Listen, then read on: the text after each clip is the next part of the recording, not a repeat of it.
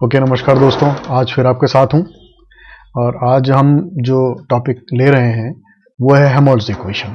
तो Helmholtz equation जो है एक्चुअल में Helmholtz equation equation of motion का ही एक रूप है। तो कुछ भी नया नहीं है इक्वेशन ऑफ मोशन ही, बस उसका एक अलग तरीके का रूप है और वो हमको किस काम आता है हम इसको देखते हैं। चलिए फिर, तो ये हमारे पास आयलर्स इक्वेशन ऑफ मोशन है जो हमको दी हुई है।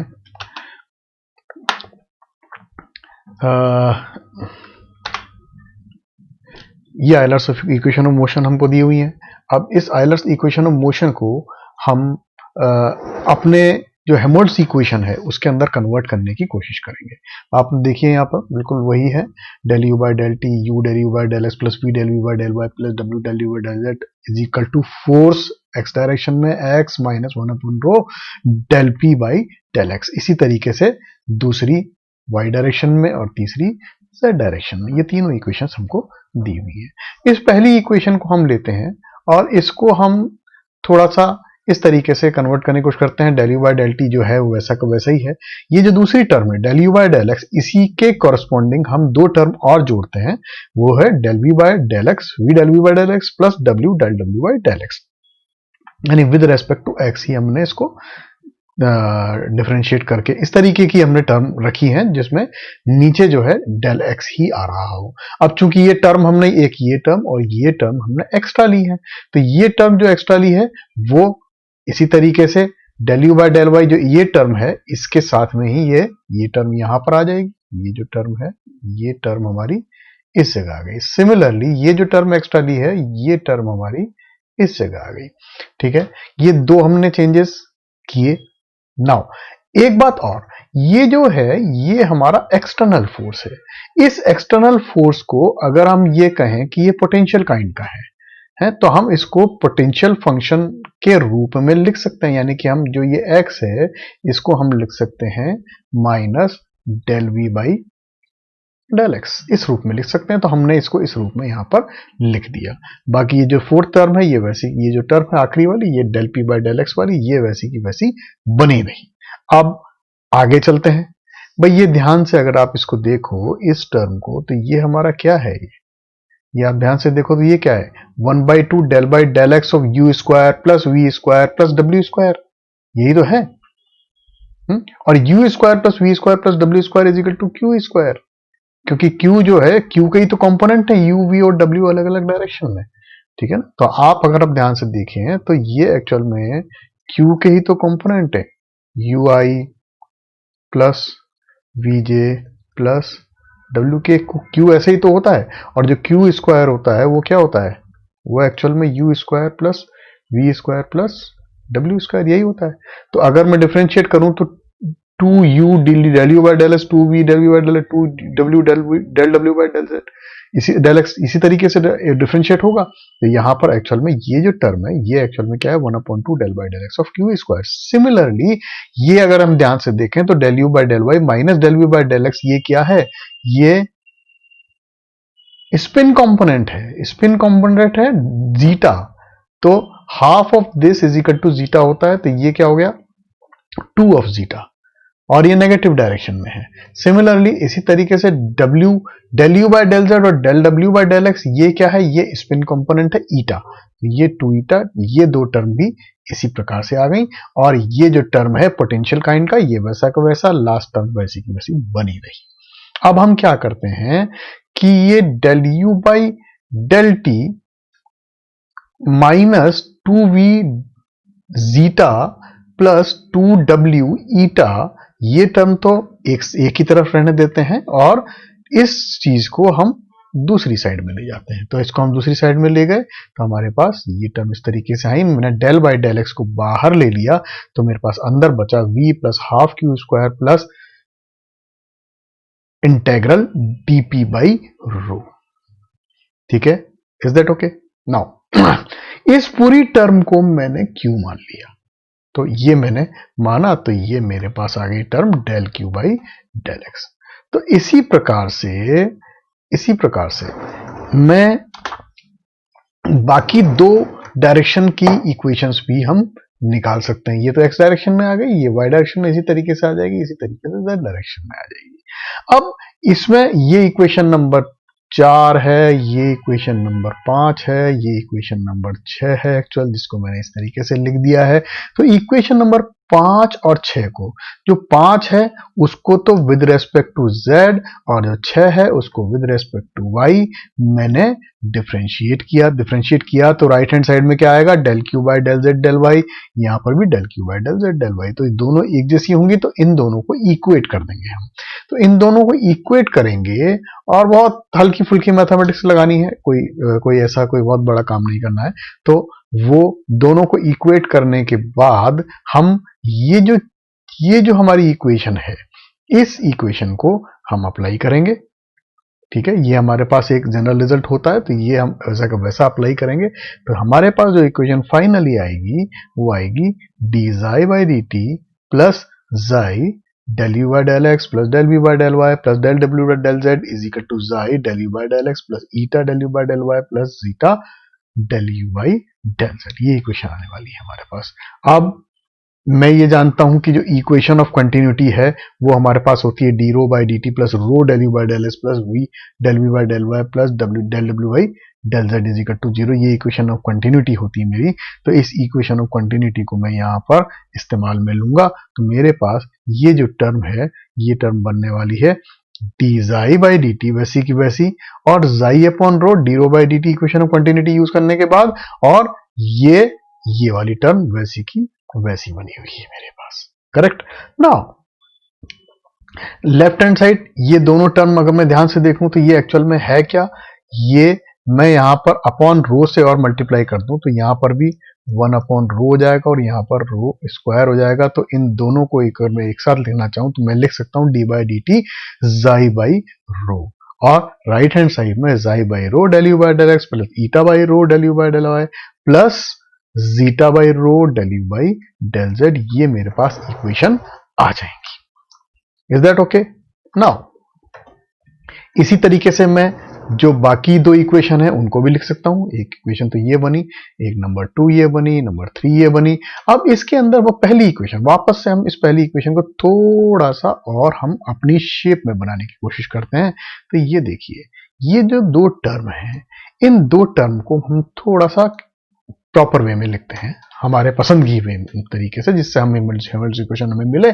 तो हमने क्या किया, eta by rho del you by del Y plus zeta by rho del you by del Z, इसको मैंने क्या करा, ईटा बाई रो वाली टर्म है जो है मेरे पास, वो क्या है, eta by rho del you by del Y. इसमें मैंने क्या करा, इसमें से del we by del X मैंने घटाया और साथ ही साथ del we by del X जोड़ दिया, यानी एक ही टर्म को घटाया, यहां घटाया और यहां पर जोड़ दिया। सिमिलरली इसके अंदर मैंने क्या किया, इस टर्म को मैंने घटाया और इसी टर्म को मैंने जोड़ा। तो इस तरीके से मेरे पास इसको मैं इस रूप में लिख सकता हूं। अब अगर हम ध्यान से देखें तो del you by del V minus del we by del x, ये क्या है, ये वापस से स्पिन कंपोनेंट है। ये स्पिन कंपोनेंट है कौन सा, 2 जीटा, तो ये 2 जीटा आ जाएगा। और ये eta by rho del we by del x, ये टर्म वैसी की वैसी। सिमिलरली ये जो है, ये स्पिन कंपोनेंट 2 ईटा आ जाएगा और ये टर्म वैसी की वैसी। तो इस तरीके से अगर हम देखें तो एक बात देखिए, ये ईटा जीटा और यहाँ ईटा जीटा प्लस और ये ईटा जीटा माइनस, ये टर्म जो है ये और ये आपस में कैंसिल आउट हो जाती हैं। मेरे पास सिर्फ दो टर्म बचती हैं, वो होती हैं eta by rho del we by del x plus zeta by rho del W by del X. और ये जो चीज है देखिए, नीचे डेल एक्स आ गया। ठीक है, मैं इसको बदल देता हूं इन दोनों टर्म को, यहां डेल यू है, इसके बाद eta by rho del B by del X हो जाएगा, यहां zeta by rho del W by del X हो जाएगा, और मेरे पास फाइनली ये एक्स डायरेक्शन में जो है वो हेल्महोल्ट्ज इक्वेशन आ जाएगी। सिमिलर वे में मैं वाई डायरेक्शन में कह सकता हूं, ये जेड डायरेक्शन में कह सकता हूं। तो ये हेल्महोल्ट्ज इक्वेशन है हमारे पास। This is a kind of, और this is another shape of equation of motion. Is that okay? Now एक बात देखो, अगर मैं ये इसे इसे छोटा सा एक डिडक्शन, बहुत इंपॉर्टेंट डिडक्शन से अप्लाई होता है, निकलता है। वो क्या है कि अगर मैं जाई, ईटा और जीटा तीनों जीरो लेता हूं किसी खास समय पे, मैं मानता हूं कि जाई, ईटा और जीटा जीरो हैं, इसका मतलब ये जो चीज है, ये तीनों, ये एक्चुअल में क्या होंगे, ये जीरो हो जाएंगे। ठीक है, इसको मैं इस तरीके से भी लिख सकता हूँ, D zeta by D T, D eta by D T, D xi by D T is equal to zero. ठीक है, क्योंकि रो तो कांस्टेंट है, रो तो ऑलरेडी कांस्टेंट है। कोई भी फ्लूइड होगा, उसका जो डेंसिटी होगी वो कुछ ना कुछ होगी, कांस्टेंट होगी। तो वो वैसी की वैसी मान के चल रहा हूँ, यानी फ्लूइड के कैरेक्टरिस्टिक में कोई चेंज नहीं आ रहा है। तो रो कांस्टेंट है, रो कांस्टेंट है, तो ये तीनों स्पिन कंपोनेंट का टी के सापेक्ष अवकलन जो है वो जीरो हो जाएगा। इसका मतलब ये है कि ये टी पर डिपेंड नहीं करते। इसका मतलब ये हुआ कि जाई, ईटा और जीटा क्या है, ये एक्चुअल में कांस्टेंट है। तो किसी खास इंस्टेंट पे अगर ये कांस्टेंट है तो ये कांस्टेंट ही है। ये डिडक्शन है इसका। नाउ एक बात और देखिए, यदि मैं del you by del x या del we by del y या del W by del Z ये लेता हूं, और ये मैं कहता हूं कि ये सब जो है ये फाइनाइट है। ठीक है, यानी एक्स नेचुरली ये कहीं ना कहीं फाइनाइट ही होंगे, और किसी ना किसी एक थ्रेशोल्ड वेलोसिटी से या थ्रेशोल्ड क्वांटिटी से ये कम ही होंगे। तो ये मैं मान के चलता हूं कि del you by del X whole ले लूं भले ही मैं, या मैं del we by del Y ले लूं, या मैं del W by del Z ले लूं, ये सब जो है it they all are less than P. ठीक है, इसका मतलब ये हुआ कि जाई अपॉन रो, जो कि अगर आप बैक में जाके देखेंगे तो आपको पता समझ में आ जाएगी बात कि इसके अंदर ये, चूंकि हमारे पास ये जो चीज है, ये और ये पी से ज्यादा नहीं है, पी से ज्यादा नहीं है। इसका मतलब ये हुआ कि जो जाई और रो जो है, ये these can not increase faster if they satisfy the Helmholtz equation. ये इतना फास्ट इंक्रीज भी नहीं कर सकती, ये उतना का उतना ये भी उसी के अकॉर्डिंग बने रहेंगे। चूंकि ये एक फाइनाइट क्वांटिटी है, तो ये भी फाइनाइट क्वांटिटी या फाइनाइट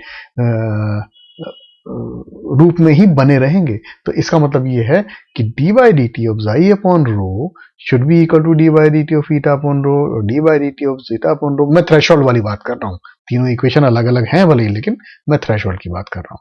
तो राइट हैंड साइड में xi upon rho del you by del x था, del you by del x की जगह पी लिख दिया, और इस जगह eta upon rho del you by del we by del y था, तो उसकी जगह मैंने फिर पी लिख दिया। इसी तरीके से तीसरे del W by del Z की जगह भी मैंने पी लिख दिया, और ये मेरे पास फाइनली इक्वेशन आई। ठीक है, अगर मैं ये कहता हूं कि xi plus eta plus zeta is equal to P W है, तो ये पी डब्ल्यू होने से मैं अगर तीन हेल्महोल्ट्ज इक्वेशन है, ये लेफ्ट हैंड साइड है उनकी, और उनकी राइट हैंड साइड जो होगी वो इसी प्रकार से जुड़ जाएगी, तो वो 3pw बन जाएगी। यहां पर w जो है वो इस इक्वेशन को सेटिस्फाई करता है, जबकि w is not equal to 0 हो। ठीक है, नाउ अगर मैं ये कहता हूं कि किसी खास इंस्टेंट या initially t is equal to 0 पर w इज इक्वल टू 0 है, तो t इज इक्वल टू 0 पर w इज इक्वल टू 0 है, इसका मतलब k इज इक्वल टू 0 आ गया, मेरे पास एक कांस्टेंट की वैल्यू आ गई। जब k इज इक्वल टू 0 आ गया, इसका मतलब ये हुआ कि अगर मैं w is equal to 0 initially लेता हूं, ये k इज इक्वल टू 0 क्यों आया, w is equal to 0 initially लेने से तो आया। अगर w इज इक्वल टू 0 ना होके कोई और कांस्टेंट क्वांटिटी होती तो k की वैल्यू उसी के बराबर आती। ठीक, तो ऐसा नहीं हुआ। क्यों नहीं हुआ? क्योंकि w इज इक्वल टू 0 मैंने लिया। इसका मतलब ये हुआ कि अगर मैं w इज इक्वल टू 0 ले लेता हूं इनिशियली, तो k की वैल्यू 0 आ जाती है, और इसका मतलब ये होता है कि w की वैल्यू हमेशा ही 0 ही बनी रहेगी। और w मैंने क्या लिया है? w लिया है zeta plus eta plus xi plus eta plus zeta is equal to 0। ठीक है, इसका मतलब ये तीनों क्वांटिटी स्पिन कंपोनेंट्स हैं। स्पिन कंपोनेंट्स क्या होते हैं? स्पिन कंपोनेंट्स या तो वो होता है या फिर नहीं होता है, यानी कि या तो वो पॉजिटिव राशि है या फिर वो 0 है। जब इन तीनों का जोड़ 0 है और तीनों में से कोई भी नेगेटिव नहीं है, इसका मतलब क्या है कि तीनों इंडिपेंडेंटली 0 है। इसका मतलब ये हुआ कि जो मोशन है, अगर स्पिन कंपोनेंट 0 आ गया, इसका मतलब क्या होगा कि मोशन जो है उसमें कहीं भी स्पिन नहीं है, कहीं भी रोटेशन नहीं है। इसका मतलब ये हुआ कि मोशन जो है वो इररोटेशनल है। यानी यदि मोशन किसी भी समय पर इररोटेशनल हो तो वो हमेशा ही इररोटेशनल बना होता है। हेल्महोल्ट्ज इक्वेशन जो हमारी है ये इस डिडक्शन के काम आई। ठीक है, तो ये सबसे खास बात यही है कि हेमर्ट्स इक्वेशन का जो ये शेप है, ये हमको जो रोटेशन और इरोटेशनल फ्लो है या रोटेशनल फ्लो है, उसके बीच के डिफरेंस को क्लियर करता है यहाँ पे। तो ये हमारा हेमर्ट्स इक्वेशन का लेक्चर था। अब नेक्स्ट लेक्चर में हम ये लैग्रेंज और आयलर मेथड, ये गलती से लिखने में आ गया है यहाँ पे, ऐसा नहीं है, हम वो नहीं करेंगे हम, बल्कि हम कुछ और चीज पढ़ेंगे। और जब नेक्स्ट लेक्चर होगा तो मैं उसके बारे में बताऊंगा। हम मोस्ट प्रोबेबली इंपल्सिव फोर्सेस के बारे में पढ़ेंगे, यानी इंपल्सिव मोशन किस तरीके से फ्लूइड का होता है। So until then, goodbye and take care, all the best.